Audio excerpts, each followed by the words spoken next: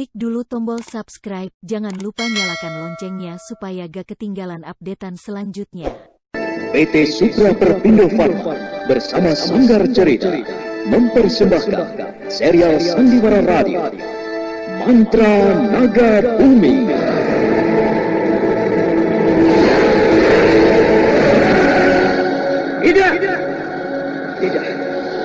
Tidak mungkin, Nindes.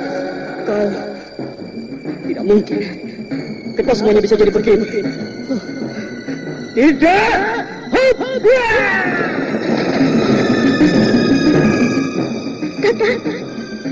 Kata Rana Gendis. Kakak, kenapa kau tinggalkan aku, kakak? Kenapa?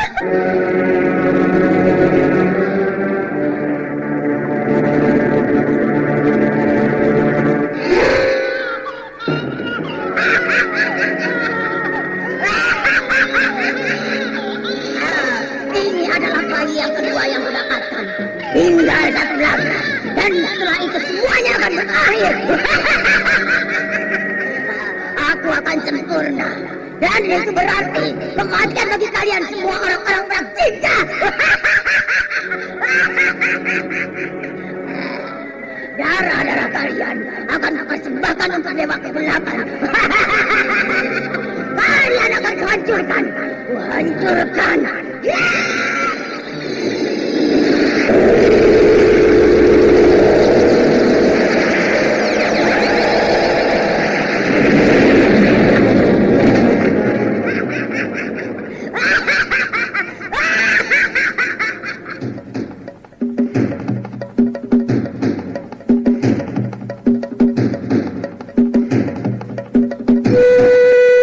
Mantra Naga Bumi, sebuah kisah misteri tentang hilangnya kitab Lawang Pitu dan Mahkota Biru, lambang keperkasaan Mataram kala itu.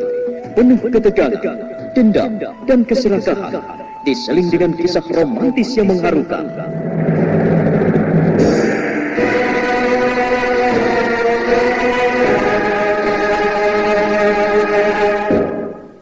Mantra Naga Bumi, ide cerita, Totot Prambanan. Naskah disusun dan ditulis oleh Chandra Argadinata. Teknik dan montase Novin Mutu. Ilustrasi musik Frans Harius. Dengan sutradara Dian Pertiwi.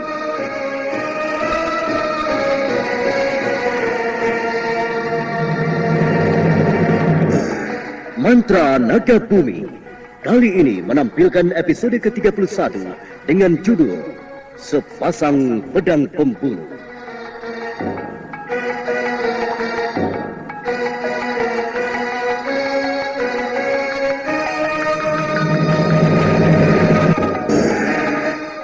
Dalam seri yang ke-22 ini didukung oleh para pelaku Ferry Fadli sebagai Rangga Geni, Sulistiawati sebagai Wilantika, Margaret sebagai Nilot Mahesi, Jumali Jindra sebagai Cutak Anabrang, Suryadin Tanjung sebagai Ki Tegar Wajah, dibantu oleh Dewi dan Nusri Nurdin pengantar cerita.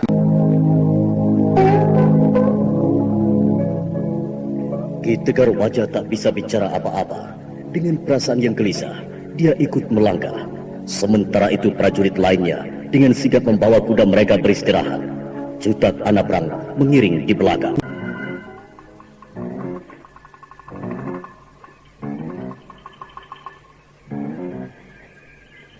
Paman Cutak, tadi ada tawanan yang kami lumpuhkan. Sekarang sedang dibawa ke alun-alun Padukuhan. Sebaiknya Paman tangani masalah ini. Bawa dia ke keraton atau ke kademangan yang terdekat untuk diadili kesalahannya. Sendika Gusti. Saya akan berangkat sekarang. Jangan tergesa-gesa, Paman. Kita masuk dulu. Kita bicarakan semuanya di dalam. Ini bukan masalah yang ringan. Raden Pasopati bukan orang sembarangan. Dia masih keluarga Gusti Rakai Palangkaran dari Mataram. Oh, dia orang Mataram. Tak lama kemudian, mereka sudah duduk di dalam ruangan rumah Ki Tegar Wajah yang cukup besar itu. Ki Tegar Wajah duduk dekat anaknya. Mereka masih sesekali memandang pada Rangga Geni. Kini pandangan mereka lain, penuh kekaguman. Rangga Geni bagi mereka kini begitu penuh wibawa. Disinilah selama ini aku tinggal, Paman Cutak. Tapi aku bahagia. Maaf Gusti, hamba tahu semuanya. Karena melihat dari keadaan Gusti sekarang ini tidak kurang satu apapun. Tapi demi Dewata Agung, saat ini keadaan keraton berbeda jauh sekali sejak kepergian Gusti Prabu. Semuanya seperti digayuti mendung. Tidak ada gairah kehidupan di keraton. Ya, tapi bukankah ada Paman Wisesa di sana? Ada Ibunda Ratu dan Nimas Putri? Maaf Gusti. Sekarang memang semua kekuasaan di Merak Jingga dipegang oleh Gusti Perwira Rama Wisesa. Dan secara mutlak, semuanya berada di tangan beliau. Sebab saat ini Gusti Ratu pergi menyusul mencari Gusti Putri Dia Ayu Pengukir. Mencari Dia Ayu Pengukir? Kemana dia? Entahlah Gusti Prabu. Sejak Gusti pergi malam itu, dia jatuh sakit. Tidak ada satu tabib pun yang bisa mengobatinya. Seluruh kalangan keraton cemas. Tapi entah kenapa, satu purnama setelah Gusti pergi, dia tiba-tiba hilang dari ruangannya. Belakangan baru diketahui ada lembaran yang ditulis olehnya. Dan Gusti Ratu mencari beliau sampai saya pergi meninggalkan keraton. Entah sekarang sudah bertemu atau belum, saya belum tahu. Oh, jadi Ibunda dan Nimas Ayu pergi meninggalkan keraton? Iya Gusti. Itulah yang membuat semuanya menjadi mendung. Tidak ada gairah kehidupan di sana. Kami jadi cemas kalau ada musuh yang masuk menyerang keraton. Sebagai seorang wakil untuk menjadi raja di Merak Jingga, aku yakin Paman Wisesa memiliki semangat. Dan aku juga yakin kalian memiliki semangat yang besar untuk negeri Merak Jingga. Nah, kurasa tanpa diriku pun, kalian akan bisa bekerja dengan baik. Sebagai prajurit yang memiliki tanggung jawab, kalian tidak boleh lemah. Tunjukkan bahwa orang-orang Merak Jingga adalah ksatria. Maaf, Nak Mas Prabu. Hamba tidak bermaksud ikut campur. Tapi sebagai orang tua, hamba memiliki sedikit pandangan bahwa sesungguhnya apa yang dikatakan oleh Nak Mas Perwira ini benar. Mereka mungkin saja akan menjadi lemah dan tidak bersemangat karena memang tidak ada pemimpinnya. Seorang panglima perang amat penting sewaktu di medan laga. Dan seorang raja amat penting untuk menyusun kerajaan dan tata pemerintahan. Jadi keberadaan Nak Mas Gusti memang sangat menentukan dan amat berpengaruh. Maaf, Nak Mas Gusti. Iya, aku mengerti, Paman. Terima kasih. Selama ini aku memang telah banyak mendapat pengalaman dan pengajaran yang berarti dari Paman. Jadi hamba harap Nak Mas, kembalilah ke keraton. Iya, Kakang. Kakang seharusnya kembali ke keraton. Kenapa Kakang tidak mau pulang? Ada apa? Apakah ada sesuatu sehingga Kakang harus menyamar? Harus mengganti nama dan bersembunyi di padukuhan ini. Membohongi kami orang-orang desa yang bodoh ini. Wilantika, jaga mulutmu. Ingat, kau bicara terhadap siapa? Nak Mas Gusti sekarang bukan Nak Mas Rangga yang kita kenal. Dia adalah raja penguasa Merak Jingga. Beliau sesembahan kita semua. Jaga mulutmu. Tapi ayah, Ingat, kau harus sopan. Sudahlah, Paman. Nimas Wilantika benar. Baiklah. Aku akan jelaskan semuanya. Dengarkanlah. Tadi aku tak menjelaskan semuanya karena di luar. Nah, dengarlah Nimas. maaf Kakang. Aku juga akan mendengarkannya, Kakang. Nimas Wilantika dan Paman Tegar Wajah. Namaku sebenarnya Rangga Geni. Di dunia persilatan orang-orang mengenalku sebagai pendekar yang bergelar ksatria berambut putih. Kesatria berambut putih? Oh, jadi Nak Mas Prabu toh yang menjadi pendekar budiman itu? Jangan sanjung aku seperti itu. Aku manusia biasa, tidak lebih dari itu. Tapi terus terang Nak Mas Gusti, hamba sering mendengar nama itu. Dan semua orang di padukuhan ini menceritakan semuanya. Mereka memuja kehebatan pendekar itu. Tak tahunya Nak Mas Prabu. Tapi rambut Kakang tidak putih. Iya, sekarang memang tidak. Dulu rambutku putih semua seperti perak. Dan orang-orang lantas menyebutku sebagai ksatria rambut putih. Lalu, kalau Kakang memang pendekar besar itu, kenapa sewaktu diterkam harimau, Kakang tidak melawan? Kenapa Kakang pasrah?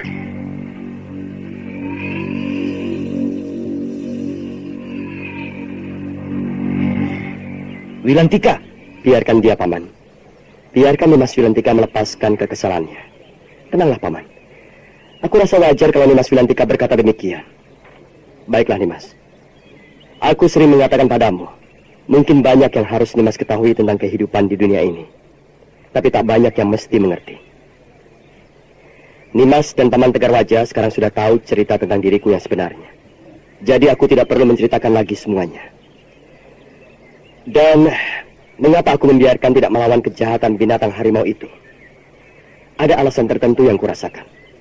Nimas tidak mau kan mendengar sebuah cerita yang sifatnya pribadi, yang mungkin membuat kita menangis dan merenungkan kejadiannya. Cukuplah alasan itu menjadi rahasia bagi diriku sendiri. Kau mengerti, Nimas? Dan kurasa kalau tidak karena harimau itu, kita tidak akan saling bertemu, bukan? Awas ya Kakang. Kalau Kakang sampai jatuh cinta padanya, Kakang akan kuganggu. Kau mengerti, Nimas? Wilantika tidak menjawab apa yang dikatakan oleh Ranggageni. Mata gadis itu tiba-tiba saja melotot. Dia memandang ke arah salah seorang prajurit. Semua mata jadi ikut ke arah pandangan Wilantika. Saat itu sebuah pedang prajurit Cutak Anabrang dengan cepat bergerak ke atas dan kemudian berputar-putar.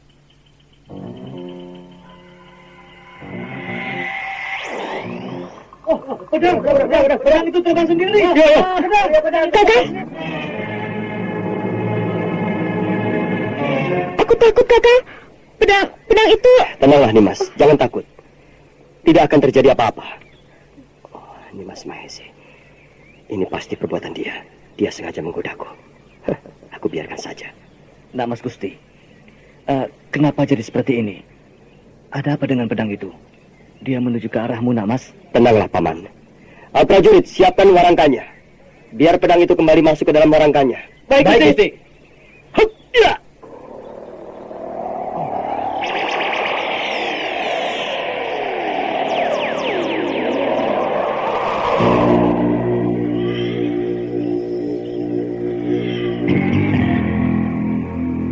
Gerakan yang luar biasa. Gusti memang orang yang hebat. Oh, jangan memujiku, Paman. Maafkan aku.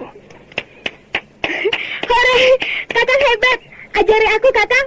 Aku ingin sepertimu. Bisa saja, Nimas. Tapi untuk belajar ilmu silat itu berat sekali. Oh ya, Paman Cutak. Sekarang pergilah bersama Paman Tegar Wajah. Uruslah Raden Pasupati. Suruh prajuritmu untuk membawanya ke kademangan terdekat.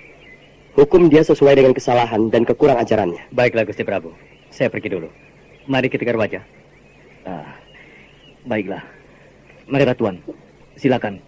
Biar hamba mengiring di belakang. Ki Tegar pasti bisa menunggang kuda. Iya. Bisa sedikit-sedikit, Tuan.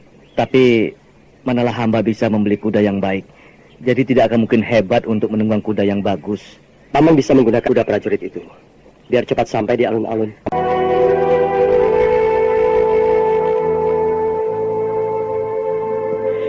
Ki Tegar Wajah dengan cepat keluar dari ruangan bersama Cutak Anabrang dan beberapa prajurit utama. Sedangkan yang lainnya istirahat. Ada yang duduk di halaman depan dan ada pula hanya rebahan di beranda depan. Sedangkan Ranggageni tampak duduk di ruangan tengah bersama Wilantika. Maafkan aku, Nimas. Aku tidak bermaksud membohongi Nimas dan ayahmu. Tapi keadaannya lain. Aku ingin bebas dari rasa hormat orang-orang. Aku ingin kembali seperti dulu. Seperti aku masih berkelana sebagai seorang pendekar. Jauh dari tata krama kehidupan. Aku rindukan hal itu, Nimas. Kuharap kau mengerti. Iya, Kakang. Aku sama memakluminya. Aku mengerti semuanya. Aku bisa merasakan apa yang Kakang rasakan itu. Percayalah, Kakang.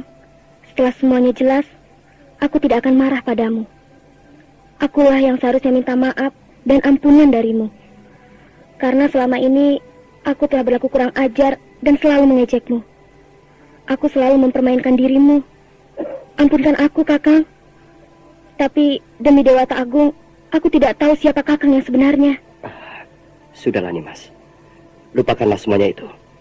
Janganlah hal itu dijadikan sebab keseganan dan keenggananmu padaku. Mendengar ucapan Ranggageni yang lembut itu, Wilantika melangkah mendekat. Lalu dia memegang tangan Ranggageni. Ranggageni tersentak. Dia tak bisa lagi melepaskan pegangan itu. Pada saat itulah, sebuah pukulan menyentuh pipinya.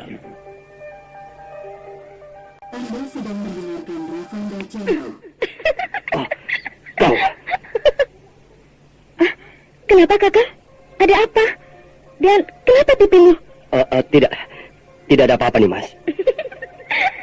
Rasakan kok, Kakang. Kuharap kau jangan manja. Aku ada di dekatmu. Aku akan menceber kupingmu.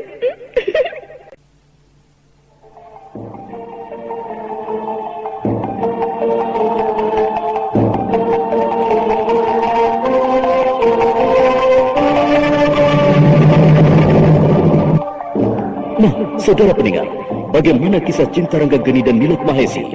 Dan bagaimana dengan Wilantika? Untuk mengetahui jawabannya, ikuti terus serial Mantra Naga Bumi ini pada seri berikutnya. Sampai jumpa.